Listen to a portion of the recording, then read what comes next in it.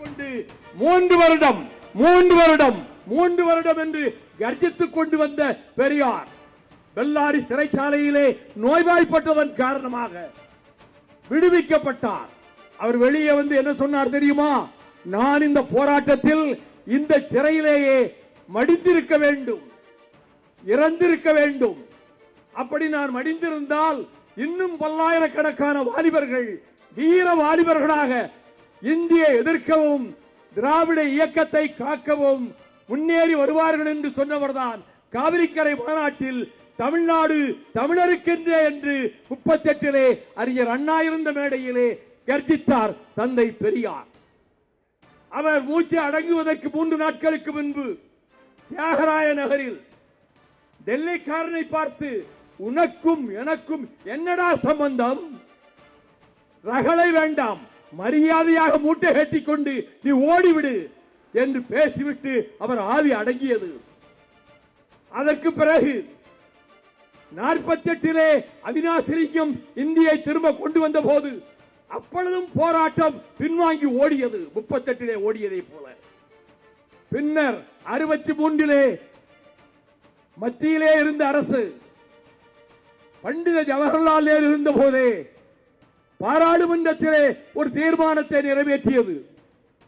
1965 ஜனவரி 26 இந்திய நாட்டினுடைய ஆட்சிமொழியாக மகுடமேற்கும் என்று அறிவித்தார். உடனே அறிஞர் அண்ணா அவர்கள் கோடம்பாக்கத்திலே இந்திய எதிர்ப்பு மாநாட்டை போட்டு இந்த போராட்ட கலைஞர் அவர்களை நான் ஏற்பாடு செய்கிறேன், அந்த போராட்டத்திலே சட்டத்தை கொளுத்துவோம் என்று அறிவித்தார். சட்டத்தை கொளுத்த சென்ற மதுரமுத்துவை வழியனுப்ப சென்ற அண்ணன் கலைஞரையும் கைது செய்து 6 மாதம் திருச்சி சிறையிலே அண்ணன் கலைஞர் அவர்கள் இருந்தார்கள். 65 பிறந்தது, ரத்தம் பொங்கிய புரட்சியும் எழுந்தது.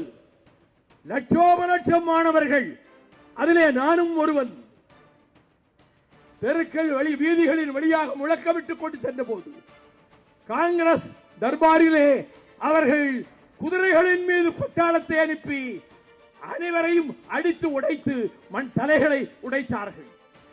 மதுரை வீதியில் மாணவர்கள் காளிமுத்து காமராசுடன் வந்தவர்கள் வெட்டப்பட்டார்கள்.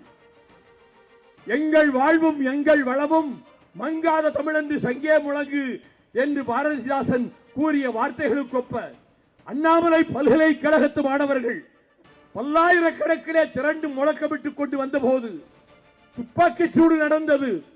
சிவகங்கை வேங்கிய ராஜேந்திரன் தொண்டை குழியிலே அந்த குண்டு பாய்ந்தது, அங்கேயே மடிந்தார். போராட்டம் பரவியது. இங்கே இருக்கக்கூடிய காவல்துறையால் அடக்க முடியவில்லை. எல்லை காக்க வேண்டிய இந்திய ராணுவம் தமிழ்நாட்டுக்குள்ளே நுழைந்தது, எந்திர துப்பாக்கிகளோடு நுழைந்தது. ஆரணியில், பொள்ளாச்சியில், திருச்செங்கோட்டில், திருப்பூரில் பல இடங்களிலே துப்பாக்கிச் சூடு நடந்தது. மாணவர்கள் கொல்லப்பட்டனர், வாலிபர்கள் கொல்லப்பட்டனர். இறந்தவர்கள் எண்ணிக்கை தெரியக்கூடாது என்பதற்காக மதுக்கரை எல்லாம் போட்டு பெட்ரோலை ஊற்றி ராணுவம் கொளுத்தி சாம்பலாக்கியது. அந்த புரட்சி நடந்த வேளையில் மாணவர்கள் புரட்சியை எதிர்கொள்ள முடியவில்லை அவர்களால்.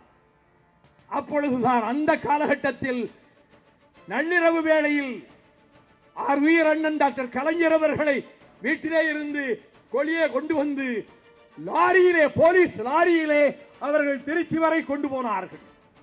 அங்கிருந்து மதுரை, நெஞ்சு வலிக்கிறது என்று சொன்னார் கலைஞர் அவர்கள். பார்த்துக் கொள்ளலாம் என்று சொல்லி பாளையங்கோட்டை தனிமை சிறையிலே கொண்டு போய் அடைத்தார்கள்.